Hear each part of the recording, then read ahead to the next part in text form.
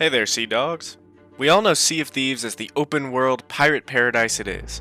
That's how it's always been. Ever since E3 2015, Rare has sold this game on the vast horizons and open seas to explore. But in late 2018, Rare announced the Arena, a new game mode designed around player versus player encounters. Players battle for points on a leaderboard under a set time limit.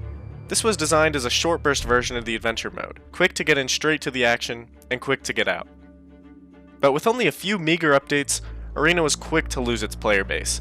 There are a plethora of different reasons for this, and since its recent closure in Season 6, I felt it was time to go over why. If you have any favorite moments or experiences from the Arena, feel free to share them in the comments. I read all of them. Now, onto the video.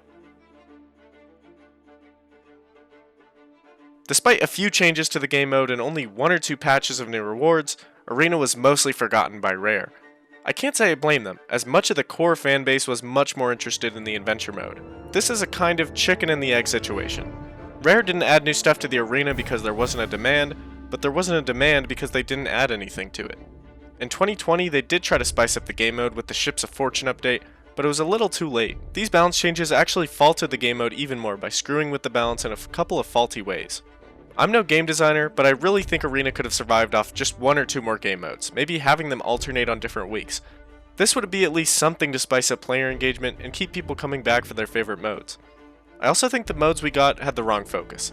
Rare should have at least tried a straight up Warzone mode with no objectives, no selling spots, just unfiltered PvP. Even though it was pretty niche, Arena had a very strong core community. But due to issues with toxic players, Rare decided to remove voice and text communication chat between crews in Arena. This was a huge blow to the game mode at a time when it already wasn't getting updated. Sea of Thieves is a very social game. It thrives off of this fact. Removing core aspects of that social part of the game is a massive hit to the experience, and many were pushed away from Arena because of it.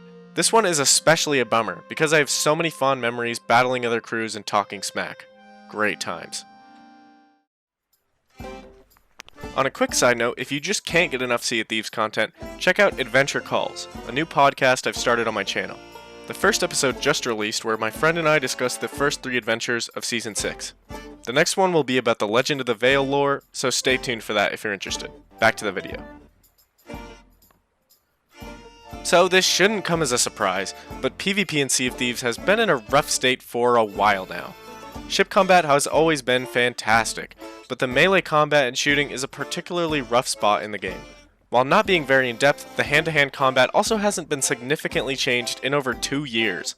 It's a very contentious topic that the developers have lightly touched on before. They have laid out that they want to improve server stability before making changes to the combat itself. That makes a lot of sense, but without major changes to the way PvP works, players are less incentivized to try to get better. Changes to the meta put PvP on the forefront. Hit registration also continues to be a low point for the game, with no signs of being fixed.